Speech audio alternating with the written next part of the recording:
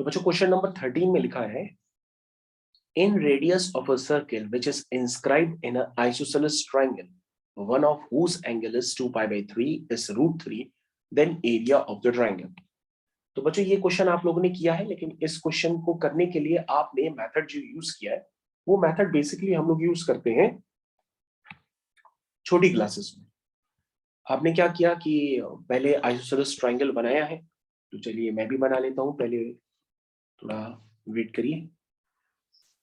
तो इस तरह से आपका ये आइसोसेलेस ट्रायंगल बन करके तैयार हो रहा है।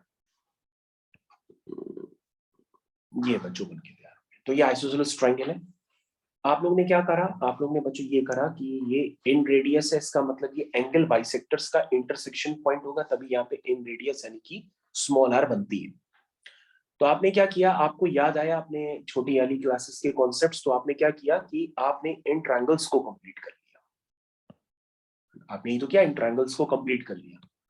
उसके बाद आपने क्या किया, ट्रायंगल का एरिया निकालने के लिए आपने कहा भैया ये सब एंगल बाइसेक्टर्स होते हैं, तो अगर एंगल बाइसेक्टर्स होंगे तो जितना एंगल ये होगा उतना एंगल ये होगा। तो ऊपर वाला एंगल बच्चों कितना है, ऊपर वाला एंगल है 120 डिग्री, तो नीचे वाला एंगल क्या होगा 30-30, तो इसका मतलब आधा कितना हुआ 15-15।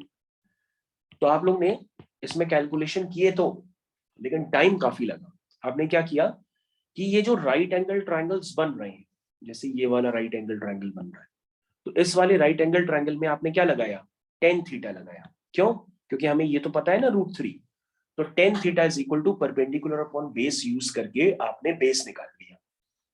तो जो बेस आपने निकाला ये वाला बेस, तो जो बेस यहां पर है वही बेस यहां पे भी है, क्योंकि एक्सटर्नल पॉइंट से ड्रॉ की गई टेंजेंट्स की लेंथ इक्वल होती है।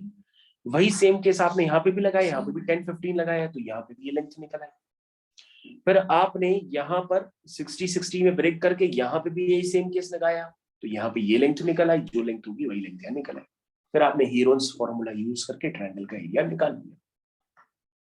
लेकिन आपने इतना प्रोसेस किया, लेकिन इस प्रोसेस में बात जो फंस रही है वो बार बार 10-15 जो आपका इरेशनल नंबर आएगा 10-15, वो बार बार आपको इतना परेशान कर देगा कि आपको क्वेश्चन अवॉइड भी करना पड़ सकता है ज्यादा कैलकुलेशन की वजह से। अगर आप इस क्वेश्चन को और जल्दी करना चाहें तो सॉल्यूशन ऑफ ट्रायंगल में मैंने आपको काफी बार बताया है कि R is equal to delta upon S होता है, उसको भी यूज करने की आदत आप डालिए, है ना। क्या यूज करेंगे, R is equal to delta upon S, उसको यूज करने की आदत डालिए। तो आप क्या यूज करेंगे, R is equal to delta upon S। Delta तो तुम कहोगे सर डेल्टा निकालें कैसे, डेल्टा तो वही होता है एरिया। तो हमने कहा यहाँ बेटा angle between two sides given है ना, तो हाफ AB साइन C, ये भी फॉर्मूला हमने बताया है। लेकिन कहोगे सर यूज कैसे करें, दोनों लेंथ तो पता ही नहीं है जिसमें एंगल कंटेनिंग 120 डिग्री है। तो हमने कहा साइन रूल लगा लो, साइन रूल लगा लो, क्योंकि ऊपर 120 है लेकिन यहां पर क्या है, ये पूरा ये है 30 और ये भी क्या है 30, तो साइन रूल तो लग जाएगा। इसको डिफाइन कर लो ABC, तो थोड़ा कैलकुलेशन आपका कम होगा। तो A के सामने वाली साइड को स्मॉल ए, B के सामने वाली साइड को स्मॉल बी, C के सामने वाली साइड को स्मॉल सी। कैसे लगाएंगे साइन रूल, जल्दी से लगा लो बच्चों। उसको यहाँ पे लिखेंगे A upon sine 120 is equal to B upon sine 30 is equal to C upon again sine 30 is equal to K। तो बच्चों आपके पास ABC आ जाएंगे इन टर्म्स ऑफ K। आप निकालना चाहो तो निकाल भी सकते हो। देखो A 120 साइन 120, इसका मतलब 180 माइनस 60, यानी कि √3/2, ऐसे लिख दें √3/2। ये हो गया बच्चों 1/2, ये भी हो गया बच्चों 1/2 इज इक्वल टू K। तो 2 2 2 2 पूरे से कैंसिल हो जाएगा।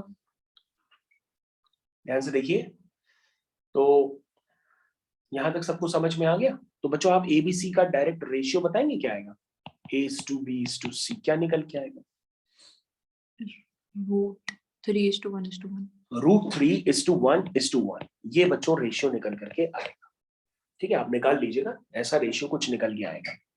तो इसका मतलब ये साइड कितनी हो गई √3K, और ये साइड कितनी हो गई K, और ये भी साइड कितनी होगी K। तो बच्चों अब तो डेल्टा निकाल लोगे ना, डेल्टा आएगा K के टर्म्स में, कैसे लिखोगे, half K into K sine 120, ये हो गया बच्चों आपका डेल्टा। एस कैसे निकालोगे? कहोगे सर एस तो निकाल सकते हैं ना, वो भी के टर्म्स में आएगा। एस क्या होगा आपका? ए प्लस बी प्लस सी बाय 2, यानी कि √3k that means 2k upon 2। अब आप क्या यूज करोगे? r is equal to delta upon S. तो कहोगे सर जब हम r is equal to delta upon S लिखेंगे तो उसमें r तो नोन है ना, वो इन रेडियस है, वो क्या है? √3। ठीक है, डेल्टा आपको पता है, अभी आपने लिखा 1/2k² साइन 120। नीचे आपने s लिखा √3k प्लस 2k अपॉन 2। तो यहां से बच्चों क्या निकल आएगा आपके पास? k निकल आएगा। और बच्चों k आ गया तो आपके पास साइड्स आ जाएंगी, और साइड्स आ गई तो आपके पास हेरोन्स फॉर्मूला लगा के एरिया आ जाएगा। क्वेश्चन थोड़ा सा बड़ा है बच्चों, लेकिन मैंने जो प्रोसेस था आपको पूरा बता दिया। आप 2 मेथड्स उसको यूज करके कर सकते हैं।